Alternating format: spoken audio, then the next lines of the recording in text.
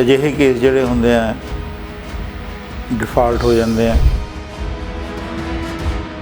ਜੇ movable property ਤੋਂ recovery ਹੋ ਜਾਂਦੀ ਸੀ ਤਾਂ ਠੀਕ ਹੈ, ਜੇ ਨਹੀਂ ਤਾਂ ਜਿਹੜੀ ਉਹਦੀ ਇਮੂਵੇਬਲ ਪ੍ਰੋਪਰਟੀ ਸੀ ਉਹਨੂੰ ਦਫਾ 72 ਸੈਕਸ਼ਨ 72 ਦੇ ਤਹਿਤ ਪ੍ਰੋਕਲਾਮੇਸ਼ਨ ਆਫ ਸੇਲ ਕਰਕੇ ਉਸ ਨੂੰ ਵੇਚਿਆ ਜਾ ਸਕਦਾ। ਜ਼ਮੀਨ ਦੇ ਉੱਤੇ ਜਾਇਦਾਦ ਦੇ ਉੱਤੇ ਲੋਨ ਲਿਆ ਜਾਂਦਾ ਹੈ, ਲੋਨ ਉਤਰਦਾ ਨਹੀਂ, ਜ਼ਮੀਨ ਜਾਇਦਾਦ ਦੀ ਕੁਰਕੀ ਹੁੰਦੀ ਹੈ, ਬੈਂਕ ਦੇ ਕੋਲ ਚਲੀ ਜਾਂਦੀ ਹੈ। ਲੋਨ ਲੈਣ ਦਾ ਪ੍ਰੋਸੀਜਰ ਕੀ ਹੈ, ਜ਼ਮੀਨ ਜਾਇਦਾਦ ਦੇ ਉੱਤੇ ਕਿਸ ਪ੍ਰਕਾਰ ਦੇ ਨਾਲ ਲੋਨ ਲਿਆ ਜਾ ਸਕਦਾ ਹੈ। ਜਦੋਂ ਫੀਲਡ ਅਫਸਰ ਆਪਣੀ ਰਿਪੋਰਟ ਦੇ ਦਿੰਦਾ ਵੀ ਠੀਕ ਹੈ ਇਹੀ ਮਾਲਕ ਹੈ, ਇਹਦਾ ਹੀ ਕਬਜ਼ਾ ਹੈ, ਉਸ ਤੋਂ ਬਾਅਦ ਫਿਰ ਬੈਂਕ ਉਸ ਨੂੰ ਉਹਦੇ ਪ੍ਰੋਪਰਟੀ ਦੇ ਹਿਸਾਬ ਨਾਲ ਲੋਨ ਸੈਂਕਸ਼ਨ ਕਰਦਾ। ਇੱਕ ਪਰਚਾ ਯਾਦਾਸ਼ਤ ਤਹਿਸੀਲਦਾਰ ਨੂੰ ਭੇਜਿਆ ਜਾਂਦਾ ਵੀ ਇਸ ਦਾ ਰੈਵਨਿਊ ਰਿਕਾਰਡ ਦੇ ਵਿੱਚ ਇੰਦਰਾਜ ਕਰੋ। ਕਈ ਥਾਵਾਂ 'ਤੇ ਜਿੱਥੇ ਪਟਵਾਰੀ ਕੋ ਕੰਮ ਜ਼ਿਆਦਾ ਹੁੰਦਾ ਸੀ ਉਹ ਫਰਜ਼ੀ ਰਪਟ ਪਾ ਕੇ ਬੈਂਕ ਨੂੰ ਭੇਜ ਦਿੰਦੇ ਸੀ, ਅਖੀਰ ਉਹਦਾ ਖਮਿਆਜਾ ਫਿਰ ਬੈਂਕ ਨੂੰ ਭੁਗਤਣਾ ਪੈਂਦਾ ਸੀ। ਜੀ, ਤੇ ਨਿਲਾਮੀ ਜਿਸ ਤਰ੍ਹਾਂ ਨਾਲ ਬੈਂਕ ਦਾ ਹੀ ਅਧਿਕਾਰ ਹੋ ਜਾਂਦਾ ਉਸ ਪ੍ਰਾਪਰਟੀ ਦੇ ਉੱਤੇ, ਤੇ ਉਸ ਤੋਂ ਬਾਅਦ ਕੋਈ ਇਤਰਾਜ਼ ਜਾਂ ਕੁਛ ਜੇਕਰ ਕੋਈ ਇਤਰਾਜ਼ ਲਗਾ ਹੀ ਦੇ, ਜੇ ਬਾਈ ਚਾਂਸ ਕੋਈ ਬਿਡਰ ਨਹੀਂ ਲੱਭਦਾ ਬੈਂਕ ਨੂੰ ਤਾਂ ਬੈਂਕ ਉਸ ਪ੍ਰਾਪਰਟੀ ਨੂੰ ਆਪਣੇ ਕਬਜ਼ੇ 'ਚ ਲੈ ਲੈਂਦਾ।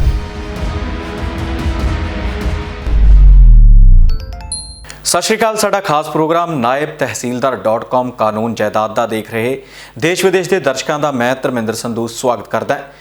ਇਸ ਪ੍ਰੋਗਰਾਮ ਦੇ ਵਿੱਚ ਅਸੀਂ ਜਾਇਦਾਦ ਦੇ ਮਸਲਿਆਂ ਤੇ ਗੱਲ ਕਰਦੇ ਹਾਂ, ਜ਼ਮੀਨ ਦੇ ਜਾਇਦਾਦ ਦੇ ਜਿੰਨੇ ਵੀ ਉਲਝੇ ਹੋਏ ਮਸਲੇ ਨੇ। ਕੋਸ਼ਿਸ਼ ਹੁੰਦੀ ਹੈ ਕਿ ਇਸ ਪ੍ਰੋਗਰਾਮ ਤੋਂ ਬਾਅਦ ਤੁਹਾਡੇ ਉਹ ਮਸਲੇ ਸੁਲਝ ਜਾਣ। ਸੋ ਇਹਦੇ ਵਿੱਚ ਵੱਖ-ਵੱਖ ਪਹਿਲੂਆਂ ਦੇ ਉੱਤੇ ਚਰਚਾ ਕੀਤੀ ਜਾਂਦੀ ਹੈ। ਚਰਚਾ ਦਾ ਹਿੱਸਾ ਬਣਦੇ ਨੇ ਸਾਡੇ ਨਾਲ ਰਿਟਾਇਰਡ ਨਾਇਬ ਤਹਿਸੀਲਦਾਰ ਗੁਰਪ੍ਰਤਾਪ ਸਿੰਘ ਆਹਲੂਵਾਲੀਆ ਸਾਹਿਬ ਅੱਜ ਵੀ ਸਾਡੇ ਨਾਲ ਮੌਜੂਦ ਨੇ। ਸਭ ਤੋਂ ਪਹਿਲਾਂ ਉਹਨਾਂ ਦਾ ਸਵਾਗਤ ਕਰਦੇ ਹਾਂ। ਆਹਲੂਵਾਲੀਆ ਸਾਹਿਬ, ਸਵਾਗਤ ਹੈ ਜੀ। ਸਤਿ ਸ਼੍ਰੀ ਅਕਾਲ ਜੀ। D5 ਚੈਨਲ ਪੰਜਾਬੀ ਦੇਖ ਰਹੇ ਦਰਸ਼ਕਾਂ ਦਾ ਸਵਾਗਤ ਹੈ ਜੀ। ਆਹਲੂਵਾਲੀਆ ਸਾਹਿਬ, ਅਕਸਰ ਦੇਖਣ 'ਚ ਆਉਂਦਾ ਹੈ ਕਿ ਲੋਕ ਲੋਨ ਲੈਂਦੇ ਨੇ। ਲੋਨ ਹਰ ਕਿਸੇ ਦੀ ਅੱਜ ਕੱਲ੍ਹ ਜ਼ਰੂਰਤ ਬਣਦੀ ਹੋਈ ਨਜ਼ਰ ਆ ਰਹੀ ਹੈ। ਜ਼ਮੀਨ ਦੇ ਉੱਤੇ ਜਾਇਦਾਦ ਦੇ ਉੱਤੇ ਲੋਨ ਲਿਆ ਜਾਂਦਾ ਹੈ, ਲੋਨ ਉਤਰਦਾ ਨਹੀਂ, ਜ਼ਮੀਨ ਜਾਇਦਾਦ ਦੀ ਕੁਰਕੀ ਹੁੰਦੀ ਹੈ, ਬੈਂਕ ਦੇ ਕੋਲ ਚਲੀ ਜਾਂਦੀ ਹੈ। ਸਭ ਤੋਂ ਪਹਿਲਾਂ ਇਹੀ ਜਾਣਨਾ ਚਾਹਾਂਗੇ ਕਿ ਲੋਨ ਲੈਣ ਦਾ ਪ੍ਰੋਸੀਜਰ ਕੀ ਹੈ, ਜ਼ਮੀਨ ਜਾਇਦਾਦ ਦੇ ਉੱਤੇ ਕਿਸ ਪ੍ਰਕਾਰ ਦੇ ਨਾਲ ਲੋਨ ਲਿਆ ਜਾ ਸਕਦਾ ਹੈ। ਧਰਮਿੰਦਰ ਜੀ, ਇਸ ਵਾਸਤੇ ਆਮ ਤੌਰ 'ਤੇ ਬੈਂਕਾਂ 'ਚ ਜਾਣਾ ਪੈਂਦਾ ਹੈ। ਪਹਿਲਾਂ ਕੁਝ ਲੋਨ ਇਹੋ ਜਿਹੇ ਸੀ ਜਿਹੜੇ ਰੈਵਨਿਊ ਡਿਪਾਰਟਮੈਂਟ ਦੁਆਰਾ ਦਿੱਤੇ ਜਾਂਦੇ ਸੀ ਜੀ, ਜਿਵੇਂ ਹਾਊਸਿੰਗ ਲੋਨ ਹੋ ਗਿਆ, ਲਾਈਮਾਈ ਸਕੀਮ ਅਧੀਨ ਲੋਨ ਹੋ ਗਿਆ, ਖੂਹਾਂ ਵਾਸਤੇ ਲੋਨ ਹੋ ਗਿਆ, ਟਿਊਬਵੈੱਲ ਵਾਸਤੇ ਲੋਨ ਹੋ ਗਿਆ, ਤਕਾਵੀ ਕਰਜ਼ੇ ਲੈਣ ਵਾਸਤੇ ਲੋਨ ਹੋ ਗਿਆ, ਬੀਜ ਖਾਦ ਲੈਣ ਵਾਸਤੇ ਲੋਨ ਹੋ ਗਿਆ। ਪਰ ਹੁਣ ਉਹ ਸਾਰਾ ਸਿਸਟਮ ਜਿਹੜਾ ਹੈਗਾ ਗੌਰਮੈਂਟ ਨੇ ਠੱਪ ਕਰਤਾ। ਹੁਣ ਇਹ ਸਾਰੇ ਲੋਨ ਜਿਹੜੇ ਹੈਗੇ ਆ ਬੈਂਕਾਂ ਰਾਹੀਂ ਦਿੱਤੇ ਜਾਂਦੇ ਆ। ਬੈਂਕ ਕੋਲ ਜਦੋਂ ਤੁਸੀਂ ਜਾਂਦੇ ਆ ਲੋਨ ਲੈਣ ਵਾਸਤੇ, ਸਭ ਤੋਂ ਪਹਿਲਾਂ ਜੇ ਐਗਰੀਕਲਚਰ ਲੈਂਡ, ਉਹਦੀ ਜਮ੍ਹਾਂਬੰਦੀ, ਉਹਦੀ ਗਰਦੌਰੀ ਦੀ ਕਾਪੀ, ਭਾਰ ਮੁਕਤ ਸਰਟੀਫਿਕੇਟ। ਕਈ ਬੈਂਕ ਭਾਰ ਮੁਕਤ ਸਰਟੀਫਿਕੇਟ 12 ਸਾਲ ਦਾ ਲੈਂਦੇ ਆ, ਕਈ ਬੈਂਕ ਭਾਰ ਮੁਕਤ ਸਰਟੀਫਿਕੇਟ 30 ਸਾਲ ਦਾ ਲੈਂਦੇ ਆ। ਜਿਸ ਬੈਂਕ ਦੀ ਜੋ ਪ੍ਰਾਇਰਟੀਜ਼ ਹੈ ਉਹਦੇ ਮੁਤਾਬਕ ਉਹ ਕਾਗਜ਼ ਪੂਰੇ ਕਰਾਉਂਦੇ ਆ।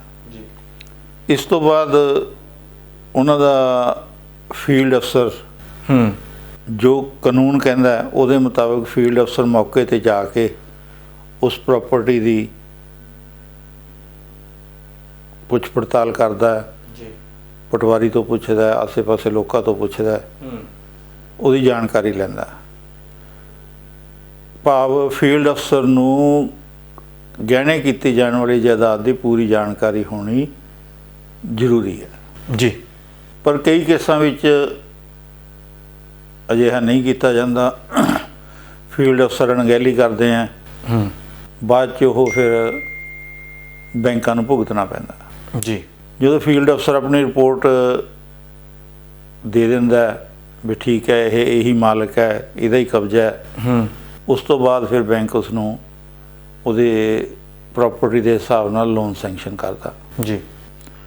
ਲੋਨ ਸੈਂਕਸ਼ਨ ਕਰਨ ਤੋਂ ਬਾਅਦ ਇੱਕ ਪਰਚਾ ਯਾਦਾਸ਼ਤ ਤਹਿਸੀਲਦਾਰ ਨੂੰ ਭੇਜਿਆ ਜਾਂਦਾ ਜੀ ਵੀ ਇਸ ਦਾ ਰੈਵਨਿਊ ਰਿਕਾਰਡ ਦੇ ਵਿੱਚ ਇੰਦਰਾਜ ਕਰੋ। ਪਹਿਲਾਂ ਤਾਂ ਬੈਂਕਾਂ ਵੱਲੋਂ ਆੜ ਰਹਿਣ ਦੀਆਂ ਰਜਿਸਟਰੀਆਂ ਕਰਵਾਈਆਂ ਜਾਂਦੀਆਂ ਸੀ। ਉਸ ਉਪਰੰਤ ਪਟਵਾਰੀ ਇਹ ਰਪਟ ਪਾ ਕੇ ਕਿ ਇਹ ਰਕਬਾ ਜਿਹੜਾ ਹੈਗਾ ਫਲਾਣੇ ਬੈਂਕ ਕੋਲ ਇੰਨੇ ਲੱਖ ਰੁਪਏ 'ਚ ਆੜ ਰਹਿਣ ਹੋ ਗਿਆ ਜੀ। ਉਹ ਰਪਟ ਦੀ ਨਕਲ ਰੋਜ਼ਨਾਮਚੇ 'ਤੇ ਪਰਚਾ ਯਾਦਾਸ਼ਤ 'ਤੇ ਲਿਖ ਦਿੰਦਾ ਸੀ ਵੀ ਇਸ ਰਪਟ ਦੇ ਅਧੀਨ ਇਹ ਜਿਹੜਾ ਹੈਗਾ ਬੈਂਕ ਦਾ ਕਲੇਮ ਹੋ ਗਿਆ। ਪਰ ਇਹਦੇ 'ਚ ਵੀ ਦੇਖਿਆ ਗਿਆ ਕਿ ਬਹੁਤ ਦਿੱਕਤਾਂ ਆਈਆਂ। ਕਈ ਥਾਵਾਂ 'ਤੇ ਜਿੱਥੇ ਪਟਵਾਰੀ ਕੋਲ ਕੰਮ ਜ਼ਿਆਦਾ ਹੁੰਦਾ ਸੀ ਉਹ ਫਰਜ਼ੀ ਰਪਟ ਪਾ ਕੇ ਜੀ ਬੈਂਕ ਨੂੰ ਭੇਜ ਦਿੰਦੇ ਸੀ। ਅਖੀਰ ਉਹਦਾ ਖਮਿਆਜਾ ਫਿਰ ਬੈਂਕ ਨੂੰ ਭੁਗਤਣਾ ਪੈਂਦਾ ਸੀ ਜੀ, ਕਿਉਂਕਿ ਫੀਲਡ ਅਫਸਰ ਜਿਹੜਾ ਹੈਗਾ ਮੌਕੇ 'ਤੇ ਜਾ ਕੇ ਪਟਵਾਰੀ ਕੋਲ ਚੈੱਕ ਨਹੀਂ ਸੀ ਕਰਦਾ ਕਿ ਉਹਨੇ ਵਾਕਿਆ ਹੀ ਰਪਟ ਪਾਤੀ ਕਿ ਨਹੀਂ ਪਾਤੀ। ਇਹ ਫਿਰ ਅਜਿਹੇ ਕੇਸ ਜਿਹੜੇ ਹੁੰਦੇ ਆ ਡਿਫਾਲਟ ਹੋ ਜਾਂਦੇ ਆ, ਜਿਹੜੇ ਰਿਕਵਰੀ ਪਹਿਲਾਂ ਤਾਂ ਸਾਰੇ ਕੇਸਾਂ ਵਿੱਚ ਹੀ ਡਿਸਟ੍ਰਿਕਟ ਕਲੈਕਟਰ ਦੇ ਰਾਹੀਂ ਕੀਤੀ ਜਾਂਦੀ ਸੀ। ਬੈਂਕ ਆਪਣਾ ਸਰਟੀਫਿਕੇਟ ਬਣਾ ਕੇ ਕਲੈਕਟਰ ਨੂੰ ਭੇਜਦੇ ਸੀ ਜੀ ਕਿ ਅਸੀਂ ਆਹ ਕਾਰਵਾਈ ਕਰ ਲਈ, ਪਰ ਇਹ ਆਸਾਨ ਤਰੀਕੇ ਨਾਲ ਵਸੂਲੀ ਨਹੀਂ ਹੋ ਸਕਦੀ, ਇਸ ਵਾਸਤੇ ਇਹਨੂੰ as area of land revenue declare ਕਰਕੇ ਇਸ ਨੂੰ ਰਿਕਵਰ ਕੀਤਾ ਜਾਵੇ ਜੀ। ਉਹਦੀ ਰਿਕਵਰੀ ਤਹਿਸੀਲਦਾਰ ਜਾਂ ਨਾਇਬ ਤਹਿਸੀਲਦਾਰ ਜਿਹੜਾ ਵੀ ਕੋਈ ਸਰਕਲ ਰੈਵਨਿਊ ਅਫਸਰ ਸੀ ਉਸ ਹਲਕੇ ਦਾ, ਉਹਦੇ ਰਾਹੀਂ ਅਮਲ 'ਚ ਲਿਆਂਦੀ ਜਾਂਦੀ ਸੀ। ਲੈਂਡ ਰੈਵਨਿਊ ਐਕਟ 'ਚ ਸਭ ਤੋਂ ਪਹਿਲਾਂ ਡਿਫਾਲਟਰ ਬੰਦੇ ਨੂੰ ਸੈਕਸ਼ਨ 68 ਦੇ ਵਿੱਚ ਜੀ ਨੋਟਿਸ ਦਿੱਤਾ ਜਾਂਦਾ ਸੀ, ਭਾਈ ਤੂੰ ਇੰਨੇ ਪੈਸੇ ਬੈਂਕ ਦੇ ਦੇਣੇ ਆ ਤੇ ਤੂੰ ਇਹ ਜਮ੍ਹਾਂ ਕਰਾ ਜੀ। ਨੋਟਿਸ ਦੇਣ ਤੋਂ 15 ਦਿਨ ਦਾ ਨੋਟਿਸ ਹੁੰਦਾ ਸੀ। ਉਸ ਤੋਂ ਬਾਅਦ ਜੇ ਬੰਦਾ ਪੈਸੇ ਜਮ੍ਹਾਂ ਕਰਾ ਦਿੰਦਾ ਸੀ ਠੀਕ ਹੈ, ਜੇ ਨਹੀਂ ਕਰਾਉਂਦਾ ਸੀ ਤਾਂ ਸੈਕਸ਼ਨ 69 ਦੇ ਤਹਿਤ ਉਸ ਬੰਦੇ ਦੇ ਅਰੈਸਟ ਵਾਰੰਟ ਜਾਰੀ ਕਰ ਸਕਦੇ ਸੀ ਤਹਿਸੀਲਦਾਰ ਜੀ। ਇੱਕ ਤਹਿਸੀਲਦਾਰਾਂ ਕੋਲ ਅਜਿਹੀ ਪਾਵਰ ਸੀ ਜੋ ਨਾ ਤਾਂ ਸਿਵਲ ਕੋਰਟ ਹੈ ਨਾ ਹੀ ਕਿਸੇ ਹੋਰ ਕੋਲ ਹੈ ਕਿ ਬਿਨਾਂ ਪੁੱਛੇ ਬਿਨਾਂ ਕਿਸੇ ਹੀਲ ਹੁਜਤ ਦੇ ਅਗਰ ਬੰਦਾ ਪੈਸੇ ਜਮ੍ਹਾਂ ਨਹੀਂ ਕਰਦਾ ਤਾਂ ਉਹਨੂੰ 10 ਦਿਨ ਲਈ ਲੌਕਅਪ 'ਚ ਭੇਜਿਆ ਜਾ ਸਕਦਾ ਜੀ। ਜੇ 10 ਦਿਨ 'ਚ ਵੀ ਨਹੀਂ ਉਹ ਜਮ੍ਹਾਂ ਕਰਦਾ ਸੀ ਤਾਂ ਉਸ ਨੂੰ ਅਗਲੇ 30 ਦਿਨ ਲਈ ਐਸਡੀਐਮ ਤੋਂ ਮਨਜ਼ੂਰੀ ਲੈ ਕੇ ਅਗਲੇ 30 ਦਿਨ ਲਈ ਹੋਰ ਲੌਕਅਪ 'ਚ ਰੱਖਿਆ ਜਾਂਦਾ ਸੀ ਜੀ, ਜਿਹਦਾ ਖਰਚਾ ਵੀ ਉਸ ਬੰਦੇ ਤੋਂ ਵਸੂਲ ਕੀਤਾ ਜਾਂਦਾ। ਜੇ ਫਿਰ ਵੀ ਵਸੂਲੀ ਨਹੀਂ ਹੁੰਦੀ ਜੀ ਤਾਂ ਫਿਰ ਦਫਾ 70 ਦੇ ਅਧੀਨ ਉਹਦੇ ਮੂਵੇਬਲ ਤੇ ਇਮੂਵੇਬਲ ਪ੍ਰਾਪਰਟੀ ਦੇ ਕੁਰਕੀ ਵਾਰੰਟ ਅਟੈਚਮੈਂਟ ਜਿਹਨੂੰ ਆਪਾਂ ਕਹਿੰਦੇ ਹਾਂ ਵਾਰੰਟ ਆਫ ਅਟੈਚਮੈਂਟ ਜਾਰੀ ਕਰਤੇ ਜਾਂਦੇ ਸੀ। ਜੇ ਉੱਥੋਂ ਰਿਕਵਰੀ ਹੋ ਜਾਂਦੀ ਠੀਕ ਹੈ, ਜੇ ਮੂਵੇਬਲ ਪ੍ਰਾਪਰਟੀ ਤੋਂ ਰਿਕਵਰੀ ਹੋ ਜਾਂਦੀ ਸੀ ਤਾਂ ਠੀਕ ਹੈ, ਜੇ ਨਹੀਂ ਤਾਂ ਜਿਹੜੀ ਉਹਦੀ ਇਮੂਵੇਬਲ ਪ੍ਰਾਪਰਟੀ ਸੀ ਉਹਨੂੰ ਦਫਾ 72 ਸੈਕਸ਼ਨ 72 ਦੇ ਤਹਿਤ ਪ੍ਰੋਕਲਾਮੇਸ਼ਨ ਆਫ ਸੇਲ ਕਰਕੇ ਉਸ ਨੂੰ ਵੇਚਿਆ ਜਾ ਸਕਦਾ, ਜਿਸ ਦੀ ਮਨਜ਼ੂਰੀ ਜ਼ਿਲ੍ਹਾ ਕਲੈਕਟਰ ਦਿੰਦੇ ਜੀ। ਠੀਕ ਹੈ। ਇਸੇ ਤਰ੍ਹਾਂ ਸਮਾਂ ਪੈਣ ਤੇ ਇਹ ਐਕਟ ਥੋੜਾ ਨਰਮ ਹੋ ਗਿਆ ਤੇ 1978 ਦੇ ਵਿੱਚ ਇੱਕ ਬੈਂਕਾਂ ਦਾ ਐਕਟ ਸਰਕਾਰ ਨੇ ਨਵਾਂ ਲਿਆਂਦਾ ਜੀ, ਜਿਹਦਾ ਨਾਮ ਰੱਖਿਆ Punjab agriculture credit operation and miscellaneous recovery bank act 1978। ਇਹਦੇ 'ਚ ਸੈਕਸ਼ਨ 4 'ਚ ਬੈਂਕ ਜਿਹੜੇ ਸੀਗੇ ਪ੍ਰਾਪਰਟੀ ਨੂੰ ਮੌਰਟਗੇਜ ਕਰ ਲੈਂਦੇ ਸੀ।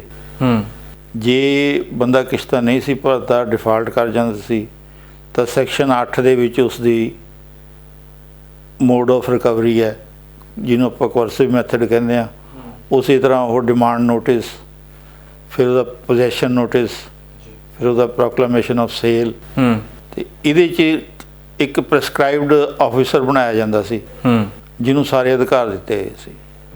ਈਵਨ ਕਿ ਸਿਵਲ ਕੋਰਟ ਦੇ ਅਧਿਕਾਰ ਵੀ ਉਸ ਪ੍ਰੈਸਕ੍ਰਾਈਬਡ ਅਥਾਰਟੀ ਕੋਲ ਸੀਗੇ ਜੀ। ਉਹ ਪ੍ਰੋਕਲੇਮੇਸ਼ਨ ਆਫ ਸੇਲ ਵੀ ਕਰ ਸਕਦਾ ਸੀ, ਜਾਂ ਬੰਦਾ ਜੇ ਪੈਸੇ ਅੱਧੇ ਵਿੱਚ ਅੱਧੇ ਜਮ੍ਹਾਂ ਕਰਾ ਦਿੰਦਾ ਤਾਂ ਉਸ ਨੋਟਿਸ ਨੂੰ ਵਾਪਸ ਵੀ ਲੈ ਸਕਦਾ ਸੀ। ਇਹੋ ਜਿਹਾ ਸੀ। ਉਸ ਤੋਂ ਬਾਅਦ ਜਦੋਂ ਬੈਂਕਾਂ ਨੇ ਦੇਖਿਆ ਕਿ ਨਹੀਂ, ਸਾਡਾ ਇਸ ਹਿਸਾਬ ਨਾਲ ਵੀ ਕਾਰਵਾਈ, ਸਾਡੀ ਰਿਕਵਰੀ ਨਹੀਂ ਹੋ ਰਹੀ ਜੀ, ਤਾਂ ਇੱਕ ਐਕਟ ਹੋਰ ਲਿਆਂਦਾ ਗਿਆ, securities and reconstruction of financial assets enforcement of security interest act 2002 ਜੀ। ਇਹਦੇ 'ਚ ਬੈਂਕਾਂ ਨੂੰ ਖੁੱਲ੍ਹੀਆਂ ਪਾਵਰਾਂ ਦੇ ਦਿੱਤੀਆਂ ਗਈਆਂ ਕਿ ਤੁਸੀਂ ਜਿੱਦਾਂ ਮਰਜ਼ੀ ਕੋਰਸਿਵ ਮੈਥਡ ਵਰਤ ਕੇ ਤੁਸੀਂ ਰਿਕਵਰੀ ਕਰ ਸਕਦੇ ਹੋ ਜੀ। ਇਹਦੇ ਸੀਗਾ ਆਥੋਰਾਈਜ਼ਡ ਆਫਿਸਰ ਜਿਹੜਾ ਸੀਗਾ ਉਹ ਆਮ ਤੌਰ 'ਤੇ ਬੈਂਕ ਦਾ ਮੈਨੇਜਰ ਹੀ ਹੁੰਦਾ ਸੀ। ਹੁਣ ਵੀ ਇਹੀ ਐਕਟ ਲਾਗੂ ਹੈ। ਇਹਦੇ 'ਚ ਪਹਿਲਾਂ ਡਿਮਾਂਡ ਨੋਟਿਸ ਦਿੱਤਾ ਜਾਂਦਾ ਸੀ ਜੀ।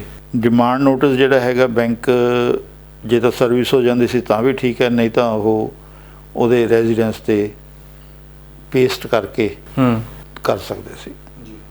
ਉਸ ਤੋਂ ਬਾਅਦ ਜੇ ਬੰਦਾ ਪੈਸੇ ਨਹੀਂ ਜਮ੍ਹਾਂ ਕਰਾਉਂਦਾ ਸੀ ਤਾਂ ਫਿਰ ਇੱਕ ਸੈਕਸ਼ਨ 8 ਦੇ ਤਹਿਤ ਪੋਜੈਸ਼ਨ ਨੋਟਿਸ ਜਾਰੀ ਕੀਤਾ ਜਾਂਦਾ ਸੀ ਉਸ ਜਾਇਦਾਦ ਨੂੰ ਕਬਜ਼ਾ ਕਰਨ ਤੋਂ ਬਾਅਦ, ਵੀ ਉਹਦਾ ਫਿਜ਼ੀਕਲ ਪੋਜੈਸ਼ਨ ਲਿੱਤਾ ਗਿਆ ਹੈ ਕਿ ਸਿੰਬੋਲਿਕ ਪੋਜੈਸ਼ਨ ਲਿੱਤਾ ਗਿਆ ਜੀ, ਠੀਕ ਹੈ। ਉਸ ਤੋਂ ਬਾਅਦ ਜਿਹੜਾ ਹੈਗਾ, ਉਹਦੀ ਜੇ ਫਿਰ ਵੀ ਵਸੂਲੀ ਨਹੀਂ ਸੀ ਹੁੰਦੀ ਤਾਂ ਉਹਦੀ ਆਕਸ਼ਨ ਵਾਸਤੇ ਜੀ ਨੋਟਿਸ ਦਿੱਤਾ ਜਾਂਦਾ ਸੀ। ਇਹ ਜਿਹੜੇ ਫਿਜ਼ੀਕਲ ਪੋਜੈਸ਼ਨ ਨੋਟਿਸ ਹੈ ਤੇ ਆਕਸ਼ਨ ਨੋਟਿਸ ਹੈ, ਇਹਦੇ ਅਖਬਾਰਾਂ ਵਿੱਚ ਦੇਣਾ ਜ਼ਰੂਰੀ ਹੋ ਜਾਂਦਾ ਸੀ।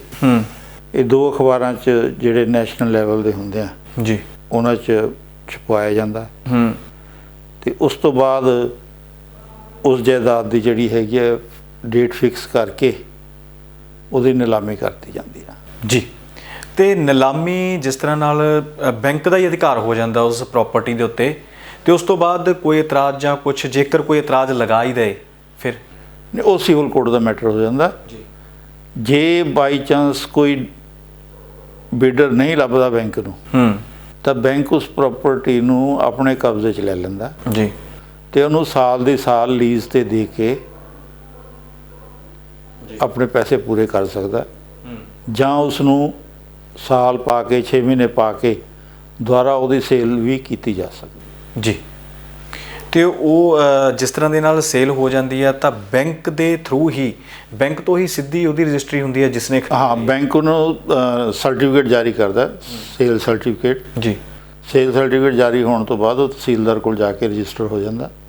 ਉਸ 'ਤੇ ਕੋਈ ਸਟਾਂਪ ਜਾਂ ਕੋਈ ਰਜਿਸਟ੍ਰੇਸ਼ਨ ਫੀਸ ਵਗੈਰਾ ਨਹੀਂ ਲੱਗਦੀ। ਉਹ ਐਜ਼ ਇਟ ਇਜ਼ ਰਜਿਸਟਰ ਹੋਣ ਤੋਂ ਬਾਅਦ ਉਹਦਾ ਇੰਤਕਾਲ ਹੋ ਜਾਂਦਾ।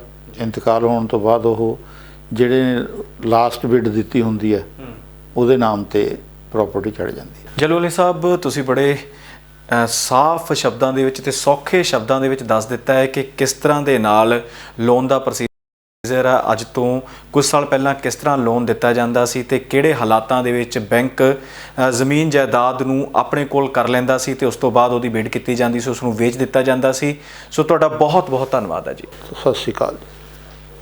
ਇਹ ਸਨ ਸਾਡੇ ਨਾਲ ਗੁਰਪ੍ਰਤਾਪ ਸਿੰਘ ਆਹਲੂਵਾਲੀਆ, ਨਾਇਬ ਤਹਿਸੀਲਦਾਰ ਰਿਟਾਇਰਡ ਨੇ, ਜਿਨ੍ਹਾਂ ਨੇ ਬੜੇ ਆਸਾਨ ਜਿਹੇ ਤਰੀਕੇ ਦੇ ਨਾਲ ਤੁਹਾਨੂੰ ਦੱਸ ਦਿੱਤਾ ਹੈ ਕਿ ਲੋਨ ਲੈਣ ਦਾ ਕੀ ਪ੍ਰੋਸੀਜਰ ਹੁੰਦਾ ਹੈ, ਕਿਹਨਾਂ ਹਾਲਾਤਾਂ ਦੇ ਵਿੱਚ ਲੋਨ ਲਿਆ ਜਾ ਸਕਦਾ ਤੇ ਕਿਹਨਾਂ ਹਾਲਾਤਾਂ ਦੇ ਵਿੱਚ ਬੈਂਕ ਤੁਹਾਡੀ ਜ਼ਮੀਨ ਨੂੰ ਆਪਣੇ ਕੋਲੇ ਰੱਖ ਸਕਦਾ, ਜਾਇਦਾਦ ਨੂੰ ਆਪਣੇ ਕੋਲ ਰੱਖ ਕੇ ਉਸ ਨੂੰ ਅੱਗੇ ਵੇਚ ਵੀ ਸਕਦਾ ਤੇ ਕਿਸ ਤਰ੍ਹਾਂ ਤੁਸੀਂ ਇਸ ਤੋਂ ਬਚ ਸਕਦੇ ਹੋ।